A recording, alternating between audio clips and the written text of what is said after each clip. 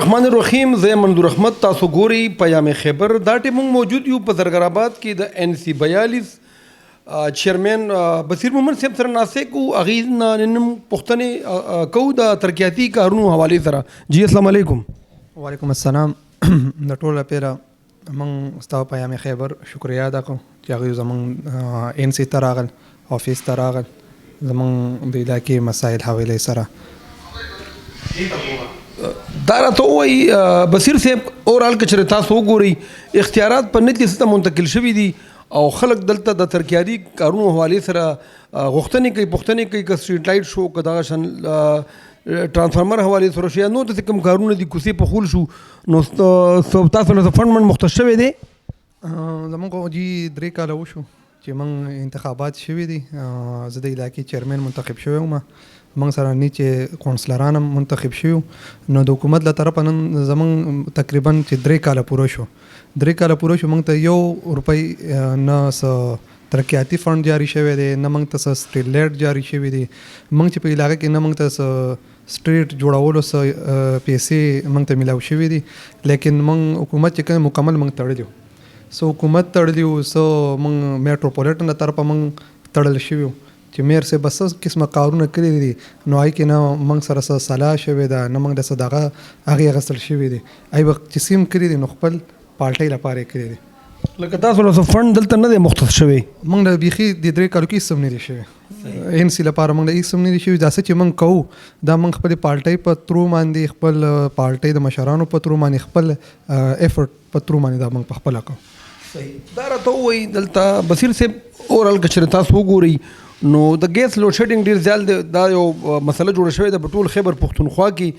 که چېرې دی ګیس راولي خو دومره راولي چې بالکل هغه نه ونه کې برابري، خلکو ورته ماشینونه لګولي دي، خلک په تکلیف کې دي. هر سړی چې سار راپاتې ګلاس کې ورسره سلنډر وي. نو د ګیس پریشر حوالې سره صوبایي حکومت نه تاسو غوښتنه یا هم کړی دی، توقع دې لرئ؟ ګیس پریشر چې کوم دا خو یو وفاقي مسله ده، صوبایي وفاقي سره دا دې دغه راځي، لیکن موږ چې کوم دی زموږ علاقه الحمدلله دې کې سیاسي دغه ډېر زیات دی. NC 42 په زرګرآباد کې نو څه ټایم چې دا سوي ګیس چې کومه مسله ده، سوي ګیس محکمې څه 16 ارب لبره دې پیسې دي. نو ټول پېښور کې دا هغې ګیس پایپ لاین خور کړی دی، نو هغې به بیا کلیکشن یې خوروي. نو هغه چې کوم دی هغې زموږ زرګرآباد کې یو ملګري دي نه خفه کېږي، لکه کې دا یو مشکلات دي. څوک د میر په نوم باندې د سوي ګیس محکمې خلک روان کې یو کوڅې ته یې بوځي، څوک د منسټر په ترو باندې روان کې بلې کوڅې ته یې بوځي. نو هغه کار د علاقې کرنګ پاتې دی. نو زه خو علاقې خلکو ته هم دا وایم، هغه سیاسي خلکو ته هم دا وایم چې خیر دې له سیاسي ایشوز مه جوړوئ، دا له سوي ګیس محکمې کار دی.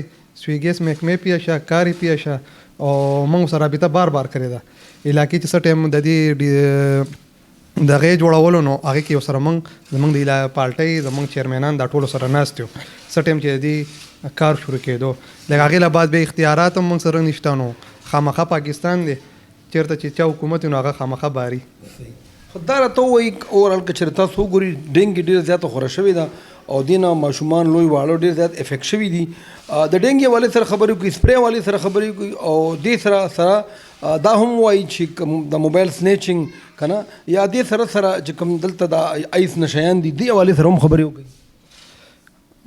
سپرې خو تاسو ته جي ویله چې سپرې چې کوم دی زموږ علاقه کې چې کوم دی ډینګي ډېره زیاته وه، لیکن موږ به چې کوم WSSP ته درخواست ولیکو، موږ به ورته وویل نو هغې به ویل چې موږ سره فنډ نشته. نو بیا به هغې موږ ته وویل چې میټروپولیټن ته تاسو خپل میټروپولیټن دغه وکړئ. نو میټروپولیټن ته موږ زیاتر درخواستونه ورکړل، نو هغې څه جواب موږ اوسه پورې نه دی راکړی او چې څه شوي دي نو هغه موږ پخپله کړي دي. صحیح. جی بالکل. دا نصیر صاحب چې د خپلو خیالاتو اظهار یې وکړو، منتخب چیرمین NC 42 خپل غوښتنې په دې طرز باندې وکړي. د میر صاحب نه هم دا هغې مطالبه کړې ده. دې سره که چېرې تاسو دا ګیس مسله وګورئ چې دا وفاقي او صوبایي مسله ده، په دې هم غور و فکر پکار دی، ولې چې خلک ډېر زیات ستونزو ته د هغې مخه ده. هر سړی چې سار راپاتې ګلاس کې ورسره سلنډر وي، نو خدا را تاسو په دې باندې یو ډېر فوري ایکشن واخلئ چې دا خلک لږ د څوک سانس واخلي، لږ چې کوم تکلیفات دي چې د هغې په دې کې لږ کمې راشي. نو یقینا چې دا خبرې چې کوم ناظم صاحب وکړه ستاینې وړ دي. کیمرامین محمد نجیب سره زه منظور احمد، پیام خیبر، پېښور.